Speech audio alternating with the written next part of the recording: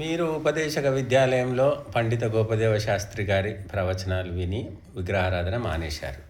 మానిన తర్వాత మీ ఇంటికి వెళితే, మీ ఊరికి వెళ్ళిన తర్వాత మీకు ఎదురైన సంఘటనలు ఏమిటి? మీ విగ్రహారాధన చేయకపోవడం వల్ల మీకు కలిగినటువంటి ఏ, కష్ట నష్టాలు ఏమిటి? నేను మా ఇంటికి వెళ్ళి మా అమ్మ విగ్రహారాధన చేసేది. ఉమ్, ఆమె ఇష్టం ఎంత చెప్పినా వినేది. ఎన్నోసార్లు తీసి పెట్టేసినా కానీ వినేది కాదు. లేనప్పుడు నేను వస్తున్నా అంటే తీసి పెట్టేది, వచ్చినాక పూజ చేసుకునేది. మాంసం తినడం కూడా మా అమ్మే వదలలేదు, మద్యం తాగడం కూడా వదలలేదు. ఎన్నోసార్లు నేను సీసాలు కూడా పగలగొట్టాను. కానీ ఆమె సంస్కారం అంతే. సంస్కారము వయసు అయింది ఊర్లో. ఒకసారి దురాచారం అలవాటు పడ్డాక మానడం చాలా కష్టం. సదాచారాన్ని అలవాటు చేసుకోవడము చాలా తేలికగా, ఉమ్, కానీ దురాచారాన్ని వదలడము చాలా కష్టం. ఉమ్, ఇది ఎందుకంటే నాలుక ఉమ్. ఆ, అనేది ఉంది కదా, చాలా బలీనమైనటువంటిది. నరం లేని నాలుక ఆ, నర- నానాగడ్డిగా అరుస్తుందంట. కరుస్తుంది. ఎందుకంటే మాంసము రుచికరంగా ఉంటుంది. ఉమ్, ఒకసారి ఆ రుచికి అలవాటు పడ్డ తర్వాత, ఒకసారి మద్యానికి అలవాటు పడ్డ తర్వాత, ఇంకో కాస్త మాత్ర పెంచితేనే తృప్తిగా ఉంటుంది, కానీ తగ్గిస్తే వాడు మెంటల్ అయిపోతాడు. ఈ విధంగా చాలా మానసిక బలహీనత. మానసికమైనటువంటి బలహీనత ఉంటుంది. కాబట్టి మనము ఒకటండి, మానవ జన్మ వచ్చినందుకు మార్పు మనలోనే తెచ్చుకోవాలి, కానీ వేరే వాళ్ళకు చెప్పాలి. వాళ్ళు వింటారా వినరా తర్వాత విషయం. నేనైతే ఖచ్చితంగా కానీ మీరు ఖచ్చితంగా ఉండడం వల్ల మీకు ఎటువంటి సమస్యలు వచ్చాయి నాకేం విగ్రహారాధన సమస్య విషయంలో? నాకు విగ్రహారాధన విషయంలో కొన్ని బంధుమిత్రులు ఆ, కొన్ని ఎదురైనవి, కానీ నాకేం వ్యక్తిగతంగా నాకేమీ నష్టం జరగలేదు. నాకు ఇబ్బందులు కూడా. మాంసం తినొద్దు 100 మంది ఉన్నా మాంసాన్ని తినడం తప్పు, తాగడం తప్పు అంటే ఇక ఏం చేస్తామండి, అందరితో పాటుగా మేము అన్నవాళ్ళు కదా. ఎట్లా అంటాం, మా జన్మ హక్కు, తినడమే మంచిది, తినకపోవడమే చెడ్డది అని దాని మీద తిరగబడిన వాళ్ళు ఎవ్వరు లేరు. అది ఎందుకంటే సహజంగా ఆత్మకు తెలిసిపోతుందండి. ఇప్పుడు ఉదాహరణకు మా ఇంట్లోనే చూసాం, బంధుమిత్రుల్లో కూడా చూస్తుంటాను.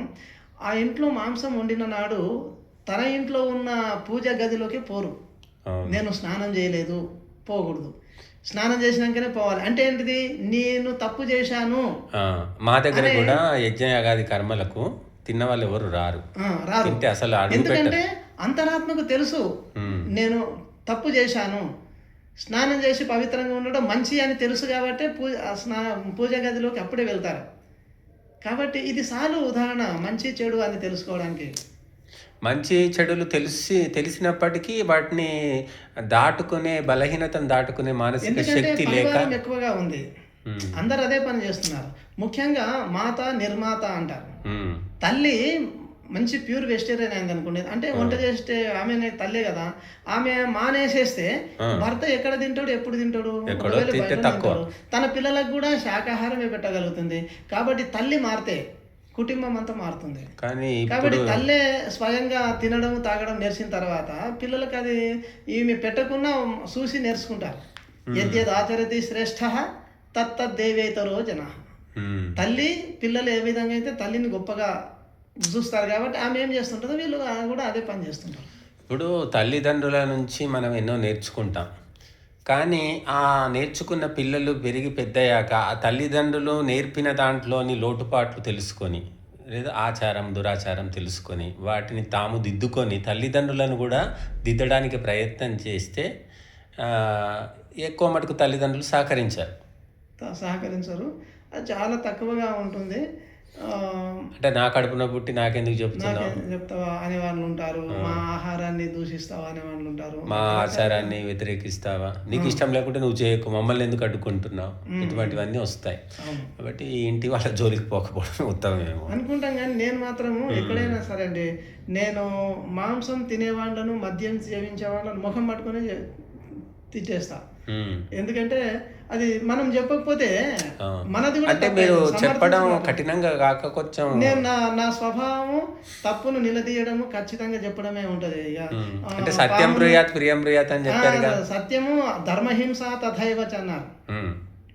అహింస పరమో ధర్మ ఎట్లనో ఉమ్, ధర్మహింస కూడా ఆ విధంగానే ఉంటుంది. ధర్మహింస కూడా చేయాల్సి వస్తుంది. ఎట్లా అంటే మన దేవతల చేతుల్లో ఆయుధాలు. అస్త్రశస్త్రాలు ఎందుకు, ఆయుధాలు ఎందుకు?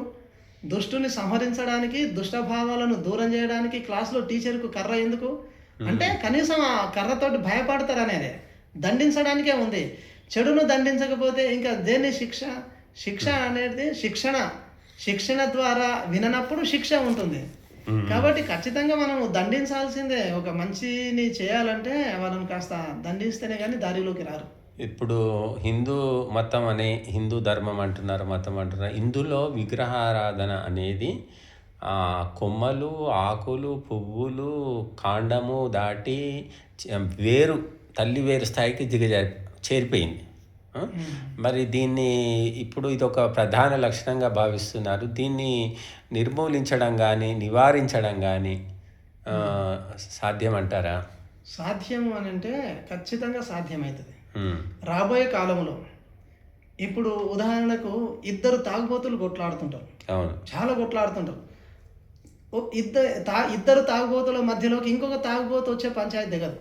అవును, తాగని వాడు వచ్చి అరే నీది తప్పురా, ఇది నీది తప్పు, మద్యం తాగడం తప్పు కాదా అని ఇద్దరిని దండించినప్పుడు అతడు వినగలుగుతాడు. ఉమ్. కాబట్టి మనము ఇది కూడా వింటుంటాం, మాంసాహారులు కుటుంబాల్లో కూడా మాంసాహారం భోజనం సమయంలో కూడా వాళ్ళు గొడవలు పడుతూ ఉంటారు, మాంసం తినేసి అవును, ఎక్కువ తక్కువల గురించి. అవును.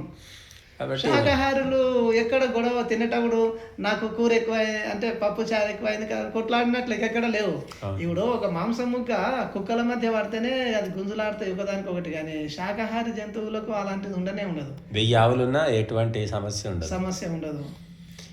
అయితే ఇప్పుడు విగ్రహారాధకులు కూడా ఆ రకంగా వాళ్ళ దురాచారము చివరికి వారిలోనే కలహాలు పుట్టిస్తుందంటారు. కాకపోతే ఇంకా కొంతకాలంలోనే ఆ, ఇప్పుడు ఒకవైపు ముస్లిమ్స్ పెరుగుతున్నారు, అంటే వాళ్ళు బహిరంగంగా వాళ్ళు కూడా వస్తున్నారు, సవాలు విసురుతున్నారు. ఇటు హిందువులు కూడా బయటకు వస్తున్నారు, మా దేవుడే గొప్ప అని వాళ్ళు ఇరు వర్గాలు కొట్లాడుతున్నారు.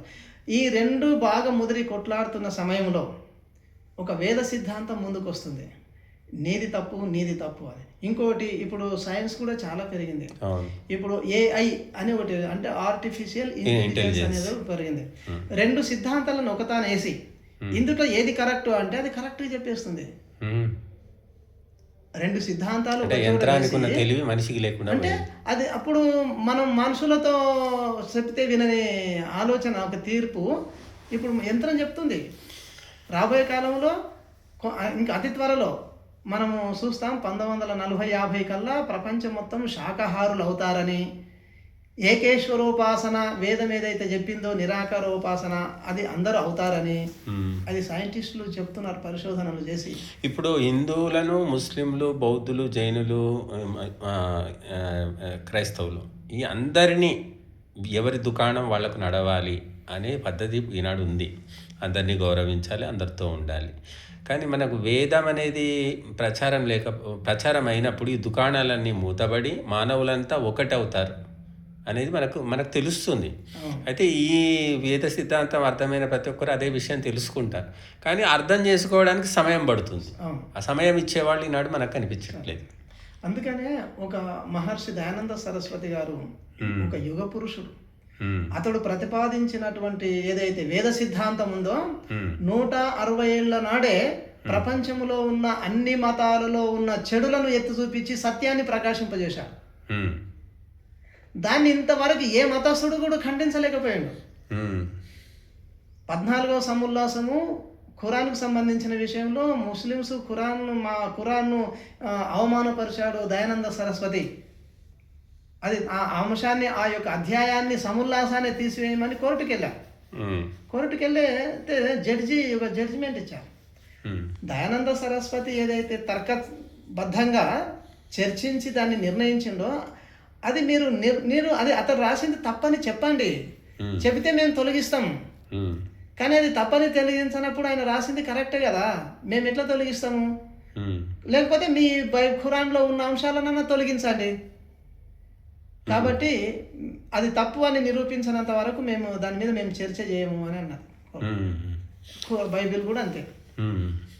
ఇప్పుడు హింసా విషయం, పశుహింస విషయం తీసుకుంటే క్రైస్తవులు చేస్తున్నారు, ముస్లింలు చేస్తున్నారు, హిందువులు కూడా చేస్తున్నారు. ఈ అంశంలో మాత్రం ముగ్గురు ఒకటే. అందరూ సమానమే, అందులో ఎవరిదేమి ఎక్కువ తక్కువ లేదు. కేవలము తినే తాగుట్లో అందరూ సమానంగా ఉన్నారు. ఉమ్, కానీ దేవుని కాడికి వచ్చే వరకు మాత్రము మా దేవుడే గొప్ప, మా దేవుడు. అరే నీ దేవుడు గొప్పవాడు కాదు, ఈ దేవుడు గొప్పవాడు, అసలు పుట్టి సచ్చినోడు ఎవడు కాదు. సనాతనం అంటే ఏంటిది? సదా, ఎల్లప్పుడూ, శాశ్వతంగా, ఆది అంతములు లేనిది, సావు పుట్టుక లేనిది, ప్రారంభమే లేని దానికి ముగింపు ఉండదు. కాబట్టి అలాంటిది సనాతనము. వేదం చెప్పింది సనాతనమేన మాహు ఉతాద్య స్యాత్ పునర్నవ అహోరాత్రే ప్రజాయేతే అన్యస్య రూపయోహ అని ఉంది. అంటే వేదమంత్రం ప్రమాణం ఉంది. నీ బైబిల్కి ఎన్నేళ్ళు, నీ ఖురాన్కి ఎన్నేళ్ళు, ఈ రామునికి ఎన్ని సంవత్సరాలు, రామాయణ భారత భగవద్గీతకి ఎన్నేళ్ళు, ఇవన్నీ మధ్యలో రాముడు కూడా వేదం చదువుకున్నాడు. రాముడు కూడా వేదం చదువుకున్నాడు. కాబట్టి వీళ్ళన్నీ ఇవి మధ్యకాలంలో వచ్చినవి. కాబట్టి వీటి ప్రారంభం కాబట్టి ముగింపు ఉంది. కానీ ఏదైతే ఆది అంతములు లేనటువంటి సనాతన ధర్మాన్ని బోధించే వేదం ఉందో, వేదేశ్వరుడు ఉన్నాడో, ఈ ప్రకృతి ఉందో, జీవులు ఉన్నారో, ఇవన్నీ అనాది తత్వములు. అది మాత్రమే శాశ్వత, అదే సనాతనము. కాబట్టి ఎన్ని ఏళ్ళైనా ఈ అనంతమైనటువంటి సృష్టిలో 200 కోట్ల సంవత్సరాల ఈ జీవన యాత్రలో 1000 ఏండ్లు, 2000 ఏండ్లు, 5 లక్షలు, 10 లక్షల ఏండ్లు ఎక్కడ దాని లెక్కకి ఏమిటికి వస్తుంది? కాబట్టి ఇవన్నీ విగ్రహారాధనలు కానీ, మసీదులు కానీ, చర్చిలు కానీ ఈ మధ్యకాలంలో ఇవి వచ్చినవే. ఇవి మధ్యలోనే విలీనం అయిపోతాయి. వేద ధర్మం ఒక్కటే శాశ్వతము. వేదంకు అది మానవ శాస్త్రం, అది ఎక్స్పైరీ డేట్ లేదు, దానికి డేట్ లేదు. ఎందుకంటే పుడితే సస్తుండే, అది ప్రారంభమే లేదు. సహజ సిద్ధములు అవి, అది సర్వతంత్ర సిద్ధాంతము. ప్రపంచంలో ఉన్న ఏ మానవుడైనా ఒప్పుకోదగినటువంటి వైజ్ఞానిక అంశాలు అందులో ఉన్నాయి. కాబట్టి అది శాశ్వతం. అంటే కొందరు అంటారండి, విగ్రహారాధన మానేస్తే, చేయకుంటే ఎవరు అంటే ధర్మాన్ని గురించి తెలుసుకోలేరు, చెయ్యలేరు. ఒక చిహ్నాన్ని, ఒక గుర్తును, ఒక ఆకారాన్ని పెడితే అందరికీ కనబడుతుంది కాబట్టి దాన్ని అనుసరిస్తారు, ఏదో చేస్తారు. లేకుంటే బ్రాహ్మణులను కానీ విద్వాంసులను కూడా ఎవరు పట్టించుకోరు అంటారు కొంతమంది. అని ఒక హిందువులు మాత్రమే అంటారు. ఈ చర్చ ముస్లింలో, క్రిస్టియన్లో రాదు. ఎందుకంటే వాళ్ళు విగ్రహారాధన చేయరు. వాళ్ళే దేవుని పూజిస్తారు, ధర్మ గ్రంథాలు చదువుకుంటారు, కానీ ఆడ కూర్చొని నమాజ్ చేస్తారు దేవుడు. మన వేదం కూడా అదే చెప్పింది, ధ్యానం చేయమన్నది. కన్ను మూసుకుంది. నీవు ఎంత గుడికి పోయినా, ఎక్కడ ఎంత దూరం పోయినా, ఎన్ని కోట్లు పెట్టి దేవాలయాన్ని కట్టినా మళ్ళీ ఆడిపోయి కళ్ళు మూసుకోవాల్సిందే దేవుడా అని. ఆ కళ్ళు మూసుకొని ఏదంతా ఇంట్లో మూసుకుంటే అయిపోతుంది కదా. కాబట్టి విగ్రహారాధనకు ఏదో నిగ్రహం అవుతుందని, అదేదో అవుతుందని, అది మాత్రము ఒక అపోహ మాత్రమే, హేత్వాభాసం అంటారు. అది నిజమైనటువంటిది నేతి బీరకాయలో నెయ్యి ఎంతనో అట్లా ఉంటది. కాబట్టి హిందువుల్లో ఒకే ఒక దోషము నేను గమనించింది, మా గురువు గారు చెప్పింది, నేను సత్యార ప్రకాశంలో గ్రహించింది. మహర్షి దయానంద సరస్వతి గారు పాకండ ఖండిని పట్టుకొని ఖండించింది ఒక విగ్రహారాధన మాత్రమే. హిందువుల్లో విగ్రహాన్ని పక్కన పెట్టేస్తే హిందూ సిద్ధాంతాన్ని, అంటే హైందవ సిద్ధాంతాన్ని, సనాతన ధర్మాన్ని ఎదిరించే శక్తి ఈ ప్రపంచంలో ఏ మతానికి కానీ, ఏ వ్యక్తికి కానీ లేదు. వాళ్ళు ఏమంటున్నారు, అవతలి వాళ్ళు, మీరు సృష్టిని పూజిస్తున్నారు, అంటే ప్రకృతిని పూజిస్తున్నారు, సృష్టికర్తను పూజించాలి అని చెప్తున్నారు. పోనీ ఆ చెప్పేవాడేమన్నా సృష్టికర్తను పూజిస్తున్నాడా అంటే, ఆ మసీదులో, ఆ చర్చిలోనే దేవుని వెతుక్కుంటున్నాడు, ఏదో ఆకాశంలో ఏదో అంతస్తులో ఉన్నాడు, ఎక్కడో ఉంటాడు, ఒక ఆకారంలో ఉంటాడు అనుకుంటాడు. అతనిది తప్పే, సింహాసనం మీద కూర్చుంటాడు, అతనిది తప్పే. సృష్టిని పూజించకండి, సృష్టికర్తను పూజించండి అని చెప్పేవానికి అసలు సృష్టికర్త తెలియదు, వీళ్ళకి తెలియదు. కాబట్టి ఈ వేదము అంటే ఇద్దరు గుడ్డి వాళ్ళు కలిసి ప్రయాణం చేసినట్లు ఒక ఏనుగును పట్టుకొని ఎవరు ఏది పట్టుకుంటే ఇట్లే ఉంటుంది, ఇదే ఇట్లే ఉంటుంది ఏనుగు అని చెప్పడమే. కానీ నిజమైనటువంటి భగవత్ సత్వాన్ని అర్థం చేసుకున్నది కేవలము వైదికులు, అంటే ఆర్య సమాజికులు మాత్రమే. వాళ్ళు విగ్రహారాధన చేయరు, ఒక వేద సిద్ధాంతాన్ని నమ్మకపోయినా అసలైన ఈశ్వరుడు ఎట్లుంటాడో వాళ్ళకు ఒక ఊహ మాత్రం తెలిసిపోయింది. వాళ్ళు సంధ్యాగ్నిహోత్రాదులు చేయకపోయినా, చేసినా చేయకపోయినా వాళ్ళు మాత్రం ఖచ్చితంగా దేవుడు పుట్టడు, సాగడు, మసీదు లేడు, చర్చిలో లేడు, మందిరంలో లేడు, దేవుడు అంతటా ఉంటాడు, అది కూడా మనలో ఉన్నది, అది ధ్యానంతోటే గమ్యం, కానీ వేరే ఆస్కారం లేదు అని నమ్ముతారు.